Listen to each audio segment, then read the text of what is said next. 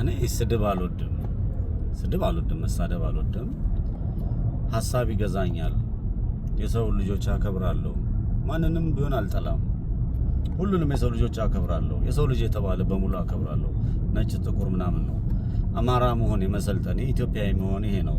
አባቶቼ ያስተማሩኝ ይሄንን ስለሆነ ማለት ነው። ኢትዮጵያዊነቴን አልጠላም።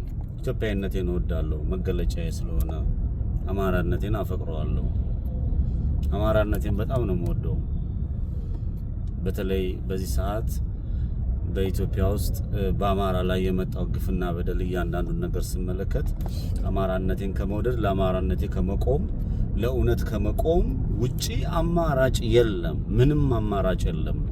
በአማራነታቸው ሙስሊም፣ ክርስቲያን፣ ማስተርስ፣ ዶክተር፣ ገበሬ፣ አርሶ አደር ወይም ደግሞ የቀን ሰራተኛ ነው ምንም አይደለም። በአማራነታቸው ወገኖቼ ሲጨፈጨፉ አማራን የሚየቆም ያለው ማንነቴን ነግረውኛል። በኢትዮጵያ ካባ ውስጥ ሆኜ ማንነቴን ረስቼ ኢትዮጵያ ስል ኢትዮጵያን ለማፍረስ መጀመሪያ ማንን መምታት አለብን ብለው የኢትዮጵያ ኦርቶዶክስ እምነትና አማራን እንቀጠቅጣለን እናጠፋለን ብለው ተነስተው በአጭር ጊዜ ግብር እንደበላ ለፍልፈውን ቢሆን አይተናቸዋል፣ ተመልክተናቸዋል። በአማራነቴ ስቆም ወይም ደግሞ አማራኔን ስል አማራነቴን ለማረጋገጥ ኦሮሞን መስደብ አይጠበቅብኝም። ለምን ሰድባለሁ? አልሳደብም። የጉራጌ ብሔረሰብን መሳደብ አይጠበቅብኝም። የትግራይን ብሔረሰብ መሳደብ አይጠበቅብኝም። ሌሎች የቤንሻንጉል፣ የጋምቤላ፣ የሺናሻ፣ የዶርዜ የሁሉም ብሔረሰቦችን መሳደብ አይጠበቅብኝም። አማራነቴን ለማረጋገጥ አማራነት መገለጫው ጨዋነት ስለሆነ ማለት ነው። የመጣብን መከራ ግን ከጨዋነት አልፎ ጀግንነታችንን ማሳየት ያለብን በማንነታችን የተሰደድን ነው።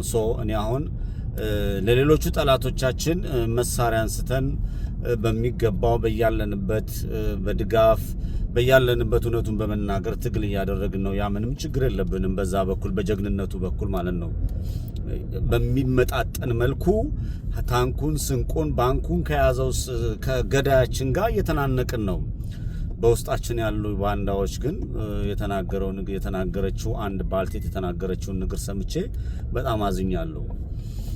የአማራ ማህበረሰብ ሊሰደብ አይገባም። ጥላዬ ሆዳም ከሆነ ጥላዬ ሆዳም ነው በዚህ ምክንያት ተብሎ ግለሰብን አንስቶ ያንን ግለሰብ መናገር እንጂ ማህበረሰብ እንደ ማህበረሰብ ለዛውም ለዛ ማህበረሰብ ነው የታገልኩት ብሎ የሚናገር ሰው ከዛ ማህበር ወጥቻለሁ ብሎ ዋጋ ከፍልለታለሁ የሚበለው ማህበረሰብ ጎጤ ካልተመረጠ ጎጤ ካልመጣ ብሎ የሚናገር ካለ ያ የሰውነት መጨረሻ ወይም ደግሞ አውሬነት መቀየር ነው። የማህበረሰብ እንደ ማህበረሰብ መሳደብ አማራነትን በዛ ደረጃ ከፍ ዝቅ አድርጎ መናገር ያንን ማህበረሰብ መሳደብ እውነት ዋጋ ያስከፍላል። አሁን ዋጋ እየከፈሉ ያሉት አካላቶችን መጠየቅ ተገቢ ነው ብዬ አስባለሁ። በጎጠኝነት የሚታመሱ የሰለጠነ ማንነት የሌላቸው በተለያየ በሰለጠነ ከተማ ውስጥ የሚኖሩ ከእለት ጉርሳቸውና ከዳቧቸው ውጭ ማሰብ የማይችሉ አንደበታቸው ያመጣውን የሚያወራ በርከት ያሉ ይሄ እኛ አማራ እንደውም ባለጌ ያሳደገው ቤተሰቡን የሚያሰድብ ግማሹ ተደብቆ ግማሹ ተቀጥሮ ግማሹ አድርባይ ሆኖ ግማሹ ነገን ማገኘው ተስፋ አለ ብሎ ማህበረሰቡን ስቃይና መከራ እያራዘሙ ነው። ከዛ አንፃር ይሄ ዋጋ የከፈልንለት በያለንበት የተጨነቅንበት ከኛ ውጪ በኢትዮጵያ ውስጥ ያሉ ኢትዮጵያ ይመለከተናል፣ ኢትዮጵያ ነፃ የምትወጣው ኢትዮጵያ የምትቀጥለው አማራው ሲያሸንፍ ነው ብለው የኛን ትግል የሚጠብቁ አካላቶችን ተስፋ ለማስቆረጥ ከመንግስት ወይም ደግሞ መንግስት ተብሎ እየጨፈጨፈ እየገደለ ያለ በአራቱ ማዕዘን ንጹሃንን በድሩ እየቀጠቀጠ ያለውን አሪዮስ በሚከፍላቸው ገንዘብ አንደበታቸውን ከፍ አድርገው ትላንትና ከኛ ጋር የነበሩን ስላቸው ከኛ ጋር ያሉን ሰዎች አሉ።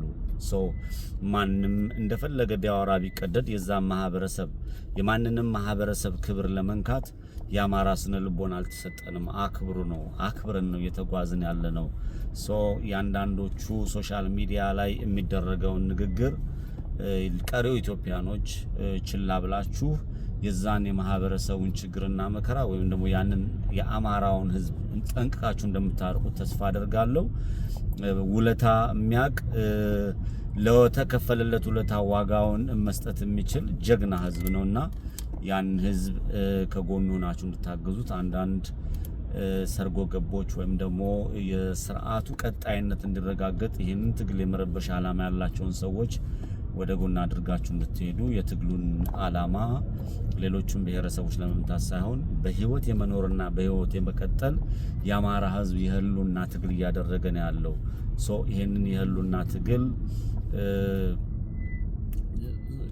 ከዛ ማህበረሰብ ውስጥ የወጡ አንደበታቸው መጥፎ የሚናገር አንደበታቸው እንደ እሳት የሚግለበለብ እህቶቻችንም ወንድሞቻችን ሊመጡ ስለሚችሉ ማህበረሰቡ እንደማይወክሉ ማህበረሰቡ ሰዎች ከሳደቡትንም ማህበረሰቡ ራሱ እንደሚቀጣቸው ተስፋ አደርጋለሁ።